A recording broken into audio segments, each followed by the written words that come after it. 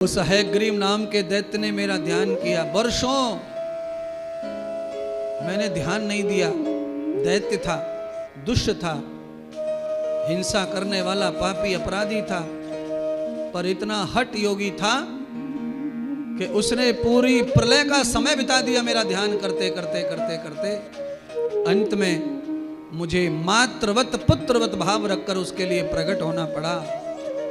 देखिए, आप जानते माँ का स्वभाव कैसा होता है। माँ का पुत्र चाहे कितना भी दुष्ट हो, कितना भी तकलीफ दिया हो, अगर वही दुष्ट पुत्र अपनी माँ के चरणों में गिर करके माफी मांगे और रोने लग जाए तो उसकी माता उसकी सारे पाप अपराध को क्षमा कर देती है। माँ का हृदय ऐसा ही होता है। जगत माता महामाया ने बताया कि मैं जानती थी कि वो दुष्ट है, पर उसकी भक्ति, उसकी लगन और उसके साहस ने मुझे ममता से भर दिया और मैं प्रसन्न हो गई। और जब मैं प्रसन्न हो गई तो उससे कहा कि वर मांग लो, क्या वर चाहिए।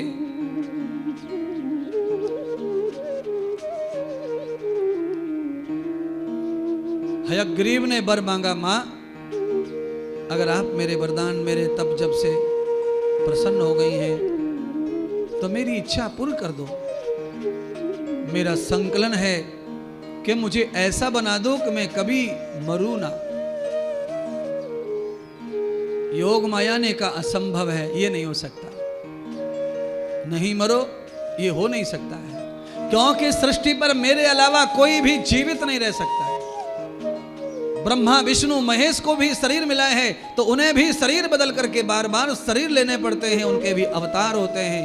इसलिए हे हयग्रीव, जन्म हुआ है तो मरण अवश्य होगा। दीर्घजीवी बनना है तो बन लो, अगर तुम चिरंजीवी बनना चाहो तो चिरंजीवी बन लो, पर मृत्यु तो तब भी संभव ही होगी ही होगी।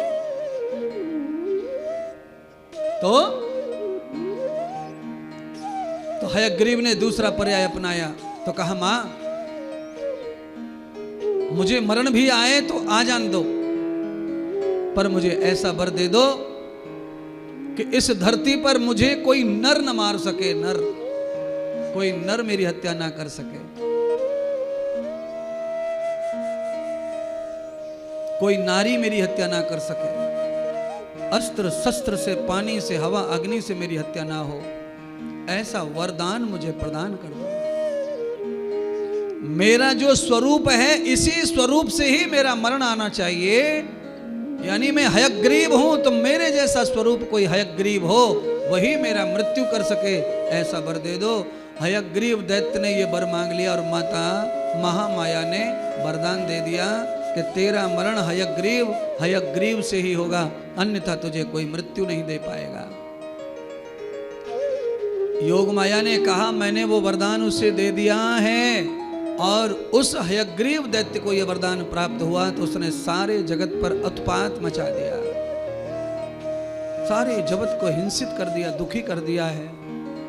सारे देवताओं ने कहा, हे जगत माता महामाया माया, इसीलिए हम सब देवता जो है नारायण की शरण में आए थे। यज्ञ करके हम भी तप बल जप अपनी शक्तियां बढ़ाना चाहते थे, क्योंकि उस दैत्य के अतिक्रमण की वजह से हम परेशान हो गए। अब क्या होगा मां, उस दैत्य से कैसे बचा जाए? अब हयग्रीव कहां से लाया जाए? तो कहा, इस समय बहुत अवसर है, भगवान विष्णु के अलावा हयग्रीव अवतार कोई ले ही नहीं सकता। इसीलिए जाओ, भगवान जो शिव हैं, इनको शरीर के अंग जोड़ना आता है। किसी भी घोड़े का सिर काटकर भगवान नारायण के शरीर पर स्तोत्र कर दो। देवताओं ने,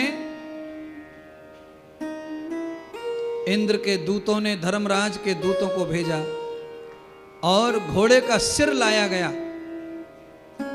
और घोड़े का सिर लाकर भगवान श्री नारायण के शरीर पर जोड़ा गया और उस सिर को जोड़ करके भगवान श्री नारायण को भगवती माया ने प्राण दान देकर ऊर्जित कर दिया।